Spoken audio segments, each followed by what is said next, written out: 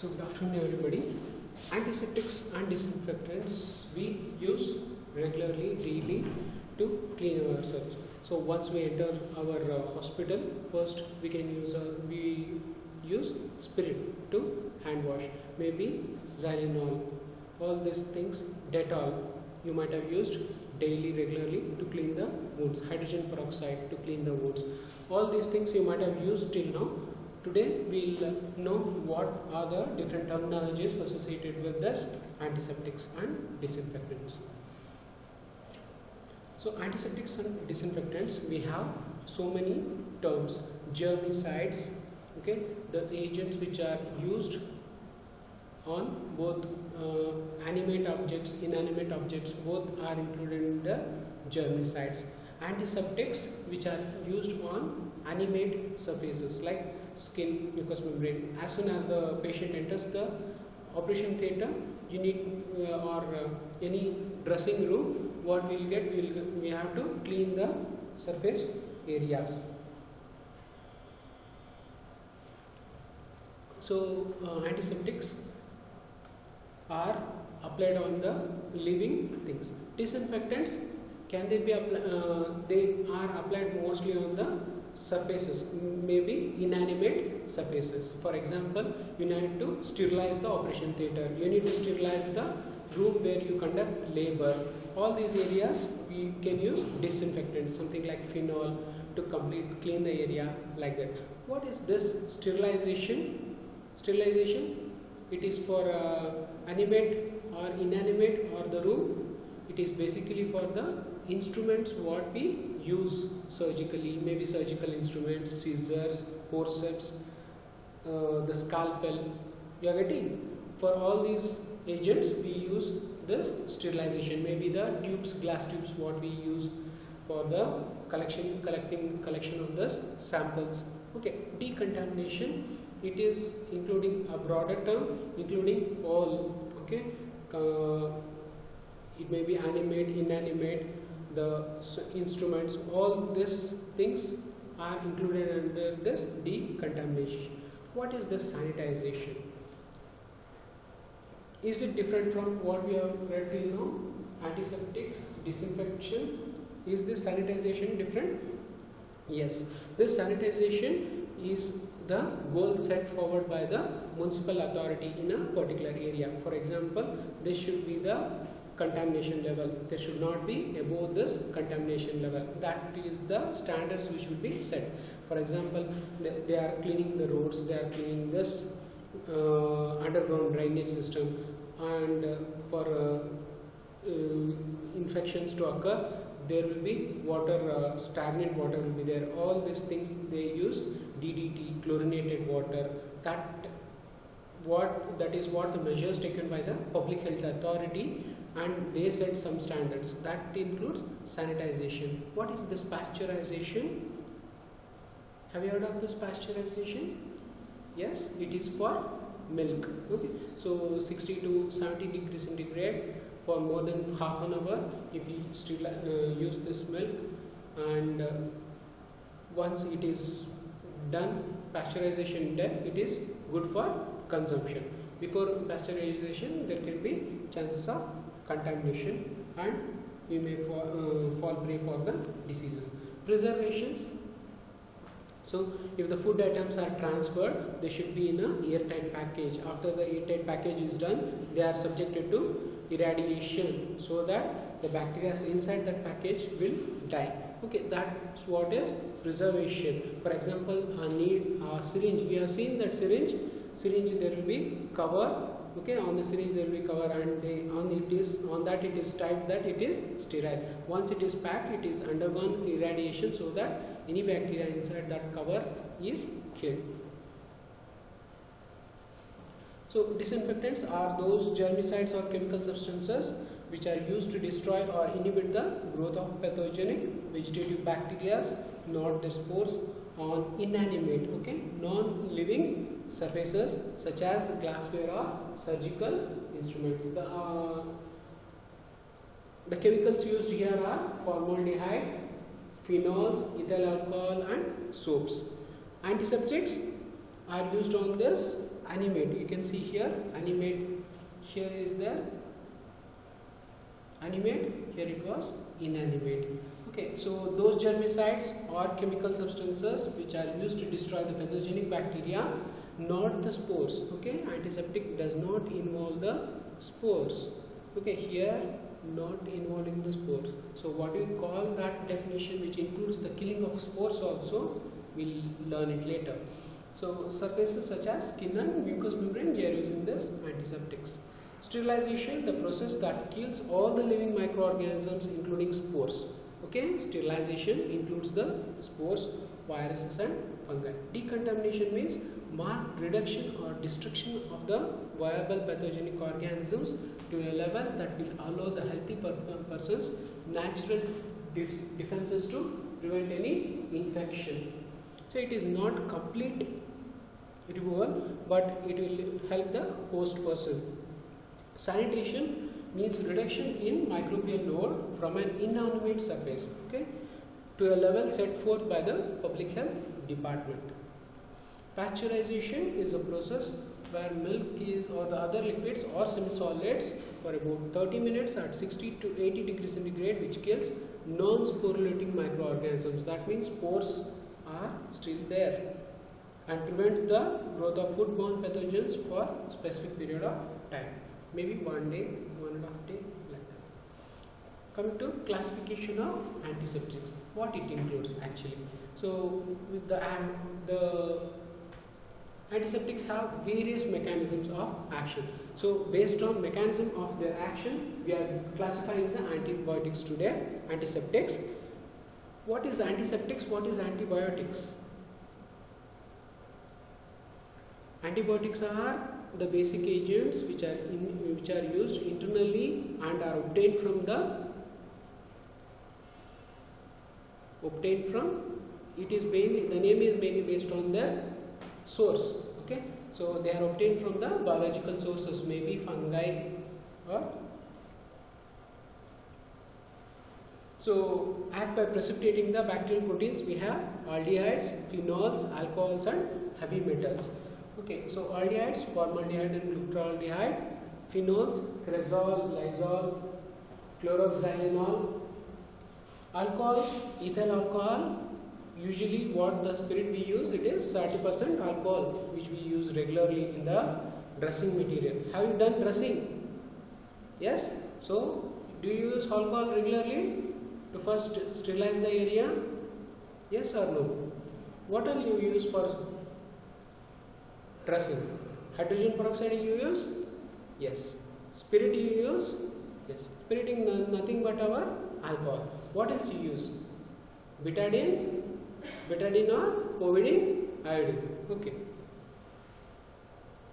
Then we have heavy metals, silver nitrate, zinc calamine. Okay, zinc calamine we use for this topical facial application. Silver nitrate for eye preparations they use it. So act by complexing with sulfhydryl group of bacterial enzymes. That means they react with some of the bacterial enzymes and renders them inactive. These are the mercurial antiseptics. Okay, mercurochrome, nitromersol, and those agents which act by sulfhydryl HH group of bacterial enzymes. We have this chlorophores, chlorinated lime, Chloramine-T, sodium hypochlorite, iodophores, povidone iodine. You remember? Yes or no? What is that dark colored solution you use for cleaning the wounds? That is povidone iodine. Okay, tincture iodine is there. Hydrogen peroxide, you know. Potassium permanganate, I told these are the purple color crystals which were used for decontamination of water, and for dressing purpose they were used initially. And we also have this peracetic acid. So those agents which act by altering the properties of bacterial cell membrane. We have cationic surface active agents such as this chlorhexidine. They form the oral preparations for. You might have seen advertisement nowadays, Colgate Black. They come for oral solutions, a blue colored solution which they advertise daily. Okay, that it contains this chlorhexidine. Then benzalkylene chloride. Have you heard of strepsils? Yes, strepsils and any lozenges which we use, they contain benzalkonium chloride.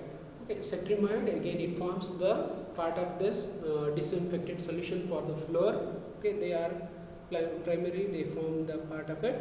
Dyes we have acryflavin, aminocrine, gentian violet. I think gentian violet, it is used commonly in the villages, in old people.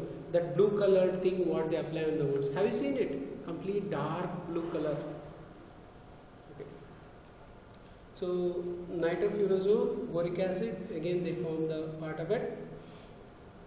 We have aldehydes. Okay, aldehydes, these are also used as the antiseptics and disinfectant group. So where they can act? Aldehydes can act on both gram-positive and gram-negative bacterial spores, viruses, and some of the fungi, they are active.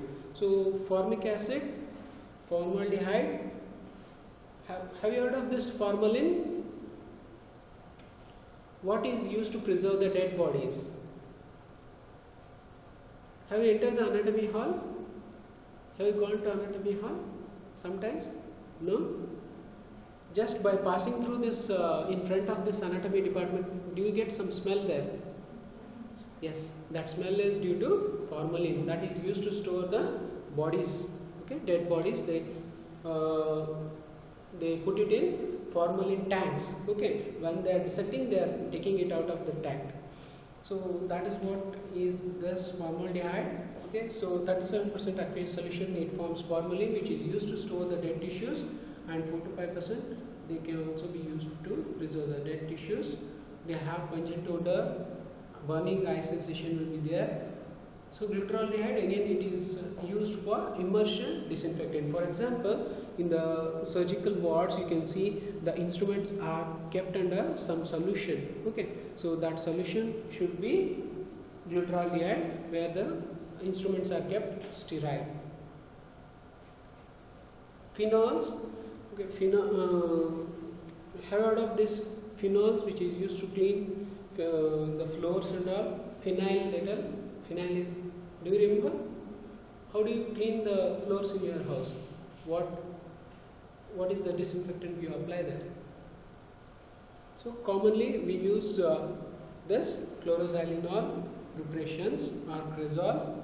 Okay, so these are broad spectrum, both active against gram-positive, gram-negative, and also tubercle bacilli and some viruses and fungi. Cresol, it is a mixture of methyl alcohol. It is a surface disinfectant. Lysol, 50% soapy emulsion of this cresol. Xylenol, again chloroxylenol, is a non-corrosive and it forms a part of this Dettol. Have you heard of Dettol? Everyone has used it now? Yes? So what it contains, Dettol? Chloroxylenol, terpenol and alcohol. So eugenol, again it is a antimicrobial and analgesic. Hexachlorophene, it is similar to our chlorxylenol, which is helpful for cutaneous absorption and neurotoxicity when it is used for long duration of period. Have you brushed your teeth morning? Yes? All of you? Which toothpaste? Colgate. Have you seen what it contains, Colgate? So triclosan is the important ingredient of this toothpaste. Okay, chlorinated biphenol. It is an antiseptic and has anti-inflammatory properties also. So most of the toothpaste, they contain triclosan. Ethyl alcohol or ethanol and isopropyl alcohol, they are primary ingredients of this antiseptic solutions. Their spectrum is gram-positive, gram-negative, tubercle bacilli, viruses, fungi, all these are there, but they are not sporicidal. For sporicidal, we need to do sterilization. Okay, sterilization, autoclaving, that will clear these spores also. And they have the tendency to damage this corneal tissue and mucous membrane when they are coming in contact with this mucous membranes, though we should be careful in using the concentrations. Silver nitrate eye drops are there. Silver sulfhydryl. Have you heard of this? Bernol? Vernal cream which they apply on the burns. Yes, for burns we have separate creams. Okay, so those creams should contain the agent which will give coolness or soothing effect. So for that we have this silver preparation. Okay, that is silver sulfhydryl. Sulfhydryl belongs to sulfonamide group. They combine both of these agents, which is one is antibiotic, one is helping in soothing effect and suppresses the bacterial growth. Zinc salts. So zinc forms main ingredient of all the topical skin preparations, maybe calamine lotion. We have discussed so many things. No, zinc based ORS is there, zinc based tablets are now available. Okay, for hair growth they use. So zinc forms main ingredient nowadays in most of the preparation. So zinc salts, they are mildly antiseptic. Zinc sulfide eye drops are there, which provides this cooling effect. And zinc oxide plus calamine, they are used for facial complexion improvement. They act by complexing with sulfhydryl SH group to the bacterial enzyme. Both they are active on inorganic and organic surfaces. Mercurochrome, mercury preparations, weak antiseptic, and nitromersol we have, again it is a mercurial antiseptic.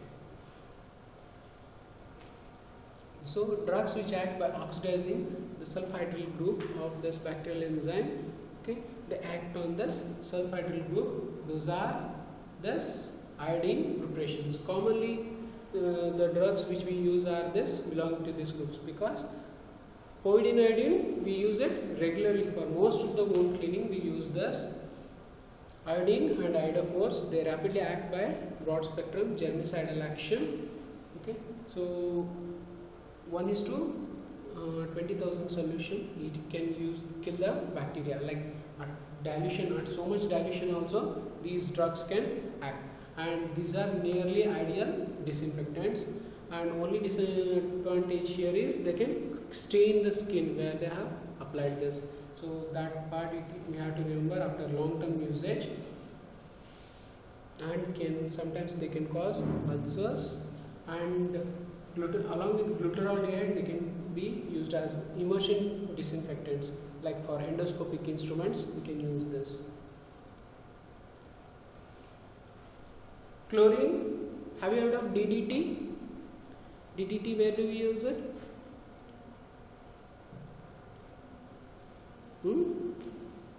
In order to clean the drainages, in order to prevent the mosquitoes. Do we use that DDT? Yes. So DDT, the main active ingredient will be chlorine. Okay. So chlorine, it is very effective even at parts like 0.25 parts per million, used to disinfect our this drinking water. Sodium hypochlorite solution, it can be used for the inanimate objects. Baking solution, surgical chlorinated soda solution, okay, that is helpful for surgical instruments. Chlorinated lime, bleaching powder. Where do you use this bleaching powder?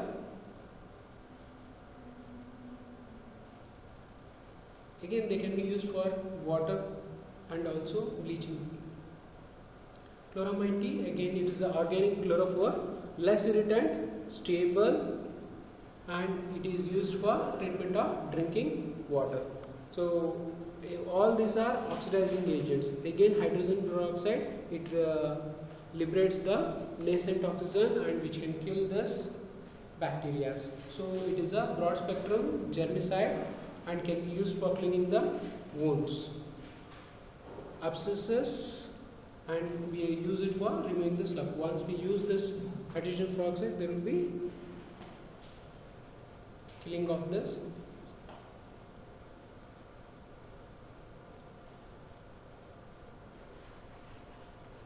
Potassium permanganate, the purple colored crystals, okay, they are helpful, and again it is one of the good oxidizing agent.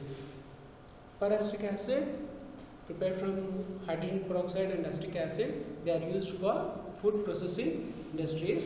And potassium permanganate, they are used for, they oxidize this bacterial proteins and enzymes, thereby they are bactericidal. Okay, 1 to 5,000 solution, they are bactericidal.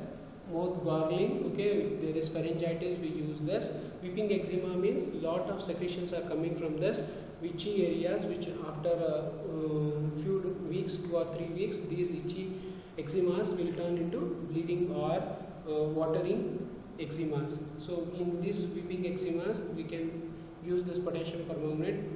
Okay, it stains the tissues and clothing. That is one of the disadvantage. So we can alter the properties of this bacterial cell membrane by oxidizing action. Chlorhexidine, cetrimide. Chlorhexidine plus cetrimide, we have this Savlon. First we used to use this Dettol, but Dettol once we use, what will happen? There will be severe burning sensation. Okay, but with Savlon we do not have this.